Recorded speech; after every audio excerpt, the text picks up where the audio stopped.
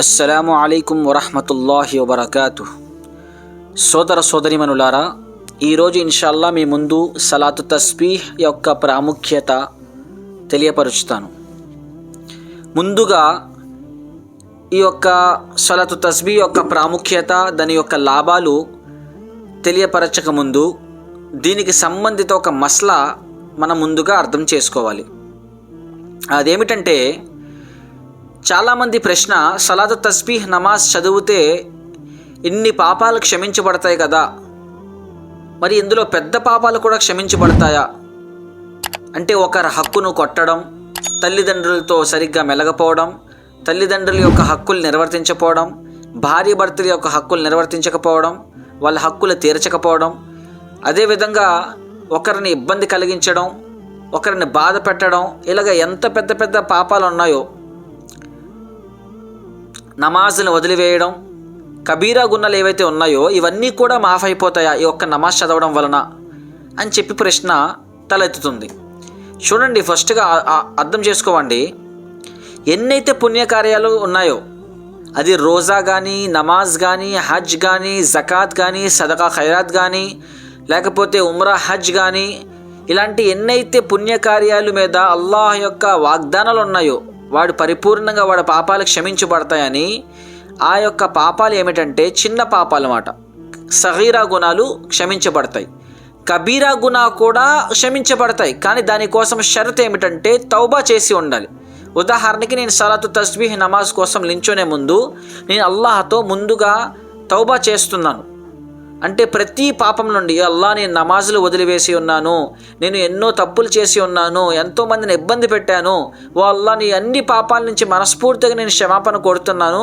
కాబట్టి ఈ యొక్క నమాజ్కి ఏవైతే నువ్వు లాభాలు ఉంచావో, నీ యొక్క ప్రవక్త ముహమ్మద్ సల్లం తెలియపరిచారో, నాకు ఈ యొక్క పూర్తి లాభాలు పొందే భాగ్యాన్ని ప్రసాదించు, మరియు నా యొక్క పరిపూర్ణంగా నన్ను పరిశుద్ధుని చేసే పాపాలన్నీ క్షమించని చెప్పి తను తౌబా చేసుకున్నట్లయితే ఇన్షాల్లా కబీరా గుణాలు కూడా మాఫ్ అవుతాయి. అయితే కొన్ని పాపాలు మాత్రం వాటి కోసం ఇంకో షరతు ఉంది. ఏ పాపాలైతే అల్లాహ్ యొక్క దాసులతో సంబంధితం ఉన్నాయో, అంటే అల్లాహ్ యొక్క దాసుల యొక్క హక్కుల్ని కొట్టి ఉన్నావో, అలాంటి పాపాల క్షమాపణ కోసం ఆ యొక్క హక్కుల్ని, అంటే మనం ఎవరి హక్కునైతే కొట్టి ఉన్నామో, లేకపోతే ఎవరి హక్కులనైతే మనం తీర్చలేదో వాళ్ళతో మనం ఫస్ట్గా క్షమాపణ కోరాలి. వాళ్ళతో ఆ హక్కుల పట్ల వాళ్ళకి మనం క్షమాపణ చేయించుకోవాలి. అంటే వాళ్ళు, సరే నిన్ను మాఫ్ చేసేసాను, నువ్వు నాకు ఎన్నైతే హక్కులు తీర్చలేదో, నన్ను ఎంతైతే నువ్వు ఇబ్బంది పెట్టావో, నేను అల్లాహ్ కోసం నిన్ను మాఫ్ చేస్తున్నాను, నన్ను క్షమాపణ కోరుతున్నావు కదా అని చెప్పి ఫస్ట్ వాళ్ళతో క్షమాపణ కోరి అన్నిట్లు కూడా వ్యవహారాలన్నీ, ఆ విషయాలన్నిట్లు కూడా సరిదిద్దుకున్నట్లయితే ఇన్షాల్లా అల్లాహ్ తబారక్ తఆలా ఆ యొక్క పాపాలని క్షమిస్తారు. అయితే ఓన్లీ సలాతు తస్బీహ్ నమాజ్ కేవలం చదివి మిగతా పాపాలన్నిట్లు కూడా తల మీద మూట పెట్టుకొని ఇష్టానుసారంగా జీవితం గడిపి ఒకరి హక్కులు కొడుతూ ఉంటే, ఈ సలాతు తస్బీహ్ వలన ఏదైతే తనకు లాభాలు పొందాలో ఆ లాభాలన్నీ తను పొందలేడు. తన పాప క్షమాపణ ఏ విధంగా అయితే అవ్వాలో ఆ విధంగా జరగదు. ఇప్పుడు సలాతు తస్బీహ్ యొక్క ప్రాముఖ్యత మీ ముందు తెలియపరుస్తాను. బిస్మిల్లాహిర్ రహ్మానిర్ రహీం. ఫస్ట్ ఒక హదీస్తో మీ ఇన్షాల్లా మొదలు పెడుతున్నాను. చూడండి, ప్రవక్త ముహమ్మద్ సల్లల్లాహు అలైహి వసల్లం, అబ్బాస్ రదియల్లాహు అన్హు మరియు జాఫర్ బిన్ అబూ తాలిబ్ రదియల్లాహు అన్హు వీళ్ళిద్దరికీ కూడా ఈ యొక్క నమాజ్ కోసం తాకీదు చేస్తూ ఒక బహుమానం లాగా ఈ యొక్క నమాజ్ని నేర్పించారు.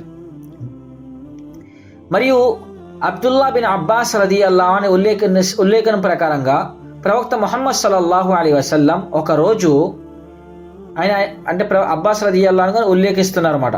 ఏమని? ప్రవక్త ముహమ్మద్ సల్లల్లాహు అలైహి వసల్లం ఒకరోజు తన యొక్క బాబాయ్, పినతండ్రి అబ్బాస్ బిన్ అబ్దుల్ ముత్తల్లిబ్తో ఈ విధంగా చెప్తున్నారు, ఓ అబ్బాస్, ఓ నా యొక్క చిన్న బాబాయ్, నేను మీ యొక్క సేవలో ఒక విలువైన బహుమానాన్ని, ఒక తోహఫాని నేను మీ ముందు ఉంచాలా అని చెప్పి అన్నారు. మళ్ళీ అన్నారు, ఒక విలువైన మాటని నేను మీకు తెలియపరచాలా అని అడిగారు. మరియు అన్నారు, నేను మీ యొక్క 10 పనులు మరియు మీ యొక్క 10 సేవలు చేయాలా అని చెప్పి అడిగారు అన్నమాట. అంటే నేను మీకు ఇప్పుడు ఒక ఎలాంటి ఆచరణ తెలియపరుస్తానంటే దాని ద్వారా మీరు 10 లాభాలు పొందుతారు. అది అలాంటి ఆచరణ. మరియు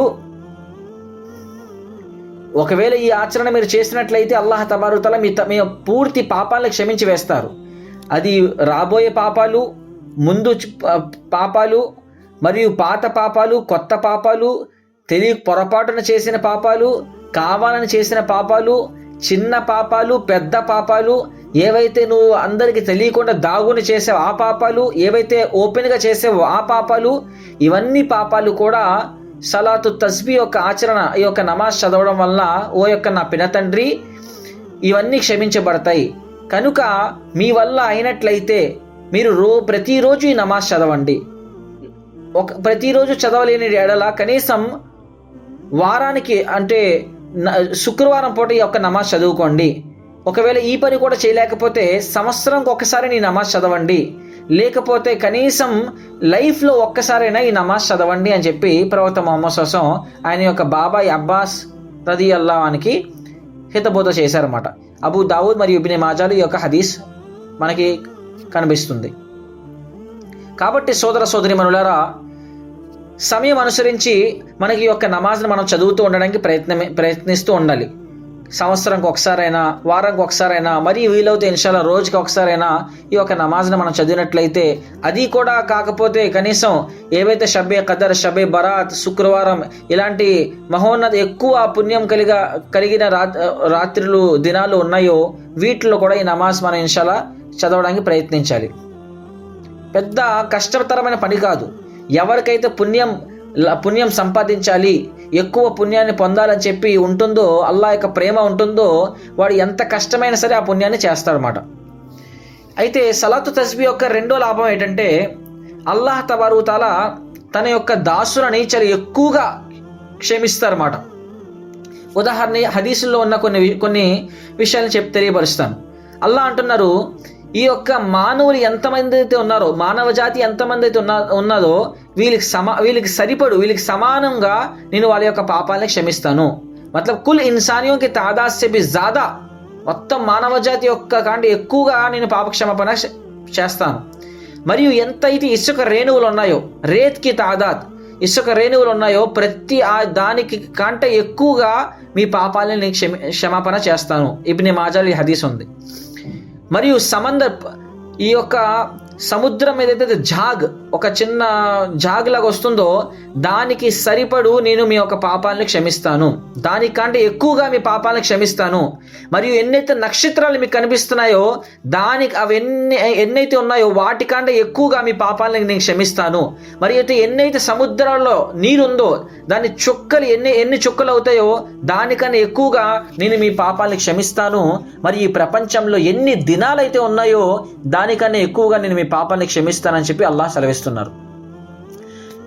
ఇంకో మూడో ఫజీలత్ ఏమిటంటే, ప్రవక్త ముహమ్మద్ సల్లల్లాహు అలైహి వసల్లం తన యొక్క బాబాయ్ అబ్బాస్ రదియల్లాహు అన్హు గారికి చెప్తున్నారు, ఈ యొక్క నమాజ్ కోసం తలకీన్ చేస్తూ, ఈ నమాజ్ కోసం తాకీజ్ చేస్తే ఏమంటున్నారంటే, ఈ యొక్క నమాజ్ మీకోసం బహుమానం మరియు పాపక్షమాపణ చేయించుకోవడం ఒక మంచి మార్గం, మరి ఇది మీకోసం శుభవార్త అని చెప్పి అన్నారు. అబూ దావూద్లో ఈ హదీస్ ఉన్నది.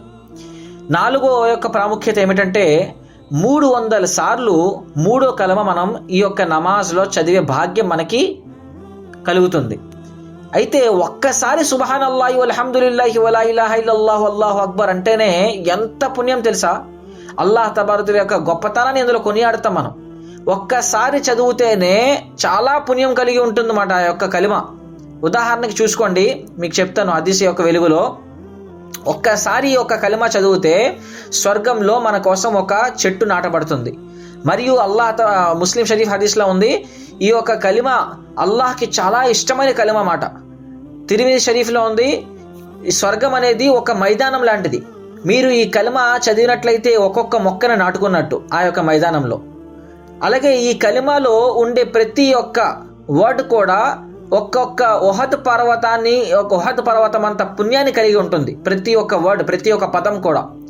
మరియు ఈ కలిమాలో ఉన్న ఒక్కొక్క లెటర్, ఒక్కొక్క అక్షరంకి బదులు 10 పుణ్యాలు అల్లాహ్ ప్రసాదిస్తారు. మరియు ఈ కలిమ యొక్క పఠిస్తుండడం వల్ల నరకం యొక్క అగ్ని నుంచి మనకి రక్షించుకోవడానికి ఒక కవచంలా పనిచేస్తుంది కలిమ. మరియు ఈ యొక్క కలిమ చదువుతున్న వ్యక్తి కోసం ఫరిష్టాలు వాళ్ళ యొక్క పాపక్షమాపణ కోసం దువా చేస్తూ ఉంటారు. మరియు ఈ కలిమ ఎక్కువగా చదువుతూ ఉండడం వలన తను మంచి పెద్ద అంటే మహోన్నతమైన ఒక ఉత్తమమైన విశ్వాసిగా అల్లాహ్ దగ్గర పరిగణించబడతాడు. ఈ యొక్క కలిమ మన పాపాలకి ప్రాయశ్చితంగా మరియు ప్రాయశ్చితం అవ్వడానికి ఒక మంచి మార్గం మాట. ఈ యొక్క కలిమ ఇస్ కలిమే కా హర్ కలిమ అంటే ఈ కలిమ యొక్క ప్రతి ఒక్క పదం కూడా మనకి సదకా చేసినంత పుణ్యాన్ని మనకి అల్లాహ్ ప్రసాదిస్తారు. ముస్లిం షరీఫ్ హదీస్ ఉన్నది. అలాగే ఈ కలిమ ప్రళయదనం నాడు మన త్రాసులో చాలా ఎక్కువ బరువుని కలిగి ఉంటుంది, ఎక్కువ భారాన్ని కలిగి ఉంటుంది. సహీ ఇబ్నే మాజాల యొక్క హదీస్ తెలపబడింది. ఈ యొక్క కలిమ ఎవరైతే ఖురాన్ పఠించలేరో, పాపం ఖురాన్ పఠించలేని స్థితిలో ఉంటారో వాళ్ళకి బదులు దానికి బదులు ఈ యొక్క కలిమ అన్నమాట. అంటే ఒక బెహ్తరీన్ బదులుగా ఇది మనకి వాళ్ళ కోసం అవుతుంది. అంటే ఉదాహరణకి ఖురాన్ చదివితే ఎంత పుణ్యం లభిస్తుంది, కానీ పాపం ఎవరో ఖురాన్ చదవలేని పరిస్థితి, వాళ్ళకి ఎంత ట్రై చేసినా రావట్లేదు.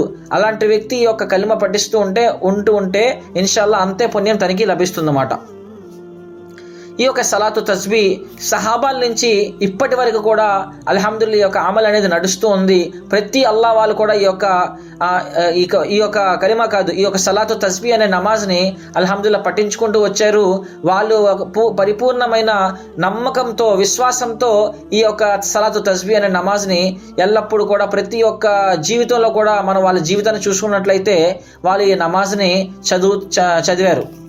కాబట్టి మనం కూడా ఈ యొక్క సలాతు తస్బీ యొక్క నమాజ్ యొక్క ప్రాముఖ్యత ఏదైతే హదీసులో మనకి తెలుస్తుందో, హదీసులో మనం ఇప్పుడు విన్నామో, ఇన్షాల్లా మనం కూడా పూర్తి నమ్మకంతో ఎన్నైతే పాపాలు మనం చేసి ఉన్నామో అల్లాహ్ యొక్క దాసులకు సంబంధించిన పాపాలు కూడా వాళ్ళతో క్షమాపణ కోరి ఆ వ్యవహారాలను సరిదిద్దుకొని ఇన్షాల్లా నమాజ్లు ఒకవేళ చదవకపోతే నమాజ్ల పట్ల తౌబా చేసుకొని, ఒకవేళ మనం చెడు తిరుగుతున్నామంటే వాటి పట్ల తౌబా చేసుకొని, తల్లిదండ్రులు మనతో నారాజై ఉన్నారంటే వాళ్ళతో మనం వాళ్ళకి మనం క్షమాపణ కోరి, అంటే అన్ని వ్యవహారాలు సరిదిద్దుకొని అల్లాహ్ యొక్క దాసులతో ఎన్నైతే ముడిపడి ఉన్నాయో ప్రతీది కూడా సరిదిద్దుకొని వాళ్ళకి క్షమాపణ చేయించుకొని వాళ్ళ హక్కుల్ని నిర్వర్తించి అల్లాహ్ దగ్గర నించొని అల్లాహ్తో తౌబా చేసుకొని ఇన్షాల్లా ఈ యొక్క నమాజ్ చదివినట్లయితే ఈ నమాజ్ ద్వారా మనకి ఎన్నైతే వాగ్దానాలు ఉన్నాయో, ఎంతైతే పుణ్యం మనకు లభించాలో, ఎంతైతే పాప క్షమాపణ అవ్వాలో ఇన్షాల్లా అన్నీ కూడా మనం లాభాలను పొందగలం.